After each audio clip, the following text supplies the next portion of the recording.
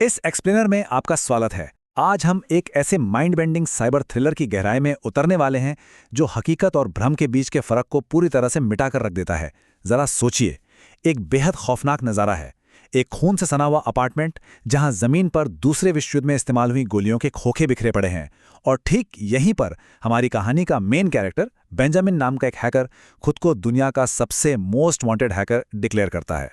वो एक ऐसी कहानी सुनाना शुरू करता है जो डिजिटल जासूसी और माइंड गेम्स की एक परफेक्ट मास्टर क्लास है। तो चलिए देखते हैं कि आखिर माजरा क्या है। तो सवाल ये है कि एक बिल्कुल अकेला रहने वाला पिज़्ज़ा डिलीवरी बॉय इतिहास का सबसे बड़ा साइबर इल्यूजन कैसे रच सकता है। कहानी शुरू होती है जब बेंजामिन, जो एक वांटेड हैकर है, अचानक यूरोपोल के एक बहुत ही स्ट्रिक्ट इन्वेस्टिगेटर हैना के सामने खुद को सरेंडर कर देता है। और फिर पूछताछ के उस बंद कमरे में वो अपनी असाधारण कहानी सुनाना शुरू करता है।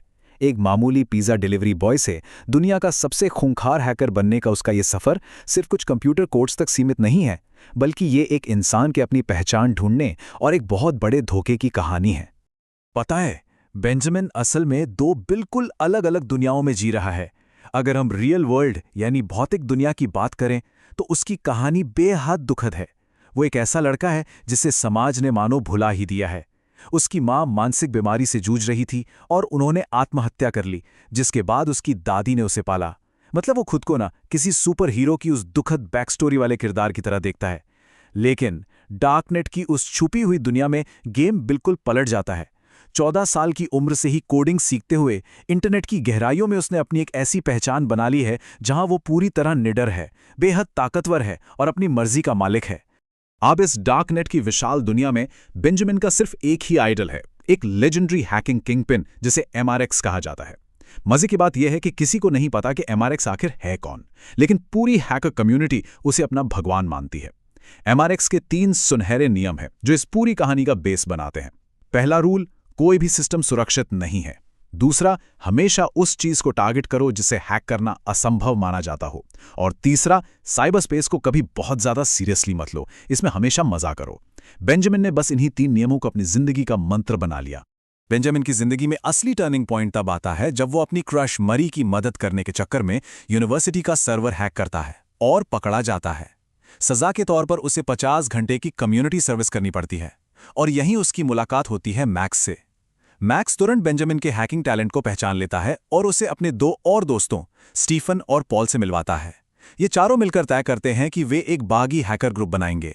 वो इसका नाम रखते हैं क्ले, जिसका मतलब है क्लाउन्स लाफिंग एट यू।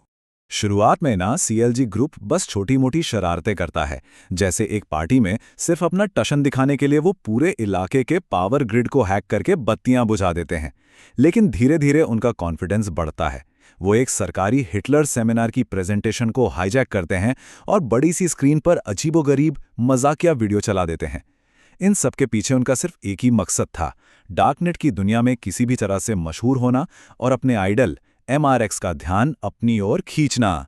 लेकिन कहते हैं ना, शोहरत की भूख इंसान से कुछ भी करवा सकती है, और यही उनकी सबसे घातक गलती साबित होती है। जब MRX उनकी हरकतों को देखकर उन्हें महज बच्चे कहकर उनकी बेइज्जती करता है, तो CLK की ईगो हर्ट हो जाती है। अब वो कुछ ऐसा करने की ठानते हैं जो सच में असंभव हो। खुद को साबित करने के लिए वो सीधे BND यानी जर्मन सेंट्रल इंटेलिजेंस के सर्वर में ही सेंध लगा देते हैं। लेकिन बेंजामिन भावनाओं में बहकर अपनी हदें पार कर देता है और वहां से एक बेहद हाईली क्लासिफाइड इन्फॉर्मेंट लिस्ट चुरा लेता है। इस एक बेवकूफ़ी भरे कदम के नतीजे इतने भयानक होंगे, ये किसी ने नहीं सोचा था। बेंजामिन ये दिखाने के लिए कि उसने BND हैक किया है, वो डेटा MRX को भेज देता है और MRX वो चुपचाप उस डेटा को रशियन माफिया को बेच देता है। इस लीक का सीधा असर ये होता है कि क्रिप्टॉन नाम के एक इन्फॉर्मेंट की बहुत बेरहमी से हत्या कर दी जाती है। और जब जांच शुरू होती है तो MRX बहुत ही चालाकी से सारा इल्जाम CLA पर डाल देता है। जरा सोचिए, जो लड़के कुछ दिन पहले तक सिर्फ इंटरनेट पर प्रैंक कर रहे थे, वो रातों रात इंटरनेशनल वांटेड आतंकवादियों के लिस्ट में आ जाते हैं। अब बेंजामिन भी हार मानने वालों में से नहीं था। वो MRX को पकड़ने के लिए एक बहुत ही ब्रिलियंट ट्रैप बिछाता है। वो MRX को एक चारा डालता है, यूरोपोल के सिस्टम का एक्सेस देने वाला एक ट्रोजन। लेकिन असल में उस ट्रोजन के अंदर एक और छिपा हुआ ट्रोजन था। प्लान ये था कि जैसे ही MRX इस ट्रोजन को यूज करेगा, उसकी असली पहचान ट्रेस हो जाएगी। लेकिन यार, MRX भी तो गेम का पुराना खिलाड़ी था। वो इस जाल को तुरंत भांप लेता है और उल्टा बेंजामिन को ही डॉक्स कर देता है, यानी उसकी लोकेशन रशियन माफिया तक पहुंचा देता है। बाजी पूरी तरह से पलट चुकी थी। रशियन माफिया से अपनी जान बचाकर बेंजामिन पागलों की तरह भागता है और अपने छिपने के ठिकाने एक होटल के कमरे में पहुंचता है। लेकिन वहां पहुंचते ही उसके पैरों तले जमीन खिसक जाती है। उसके तीनों दोस्त मैक्स, स्टीफन और पॉल मरे पड़े हैं।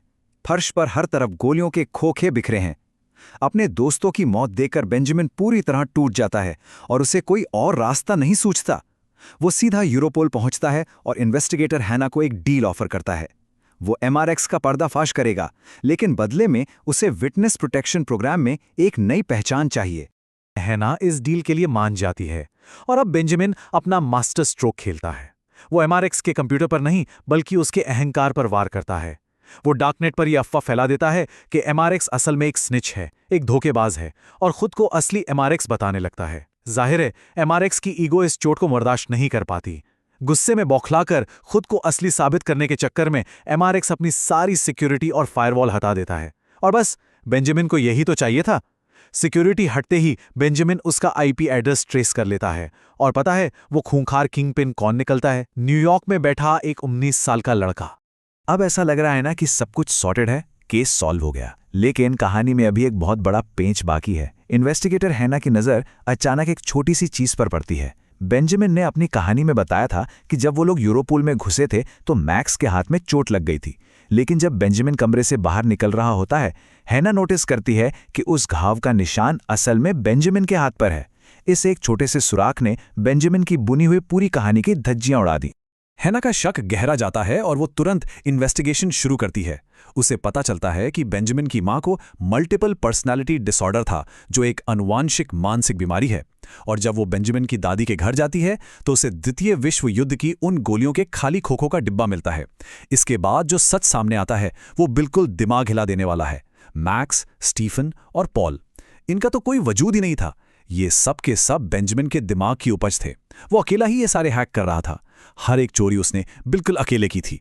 तो अब सबसे बड़ा सवाल ये उठता है कि क्या इसमें से कुछ भी सच था? क्या माफिया सच में पीछे पड़ा था? हैना को इस लड़के की मानसिक स्थिति देखकर बहुत तरस आ जाता है।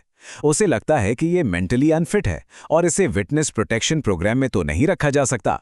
इसीलिए इंसानियत के नाते वो बेंजामिन को यूरोपोल के सर्वर में घुसकर अपनी खुद की पहचान मिटाने का एक आखिरी मौका देती है। बेंजामिन अपना सारा डेटा सिस्टम से डिलीट करता है और एक आज़ाद भूत की तरह वहां से निकल जाता है। लेकिन रुकिए, असली माइंड गेम तो अब शुरू होता है। हैकिंग की दुनिया में एक बहुत ही पावरफुल कॉन्सेप्ट होता है जिसे कहते हैं सोशल इंजीनियरिंग। इसका मतलब सिर्फ कंप्यूटर्स को हैक करना नहीं है, बल्कि इंसानी भावनाओं और उनके मनोविज्ञान को हैक करना है। बेंजामिन ने बिल्कुल यही किया। उसने अपनी बीमारी, अपनी मां की आत्महत्या और उस दादी की कहानी का इस्तेमाल करके हैना की सहानुभूति को पूरी तरह से सोशल इंजीनियर कर लिया था। दुनिया के सबसे बेहतरीन फायरवॉल भी किसी काम के नहीं रहते जब आप उस इंसान के दिमाग को ही हैक कर लें जो सिस्टम को चला रहा है। और फिर सामने आता है कहानी का सबसे बड़ा और रोंगटे खड़े कर देने वाला सच। मैक्स, स्टीफन और पॉल असल में जिंदा हैं। वो तीनों एक नाव पर बेंजामिन का इंतजार कर रहे होते हैं। वो होटल के कमरे का मर्डर सीन वो पूरी तरह से नकली था। बेंजामिन ने जानबूझकर वहां गोलियों के खोखे बिखेरे थे और बहुत ही चालाकी से अपने हाथ की चूट हैना को दिखाई थी ताकि वो उसे नोटिस कर ले। उससे कोई मल्टीपल पर्सनालिटी डिसऑर्डर नहीं था। ये सब कुछ उसका एक मास्टर प्लान था। उसने हैना के दिमाग को बिल्कुल वैसे ही नचाया जैसा वो चाहता था, और इस तरह उन सब की पुरानी पहचान हमेशा के लिए मिट गई और वो एक नई आजाद जिंदगी की तरफ निकल पड़े। तो इस एक्सप्लेनर के आखिर में आइए वापस MRX के उसी पहले नियम पर चलते हैं। कोई भी सिस्टम सुरक्षित नहीं है। बेंजामिन ने इस बात को न सिर्फ साबित किया बल्कि इसे एक बिल्कुल नए लेवल पर ले गया। दुनिया के सबसे सुरक्षित कंप्यूटर नेटवर्क्स को हैक करना एक बात है, लेकिन उसने ये दिखा दिया कि सबसे जटिल और सबसे वल्नरेबल सिस्टम कोई मशीन नहीं बल्कि खुद इंसानी दिमाग है। अब जरा खुद से ये सवाल पूछिए, जब हमें सही सुराग दिए जाएं तो क्या हमारा दिमाग भी खुद ब खुद एक झूठी कहानी नहीं बुन लेता?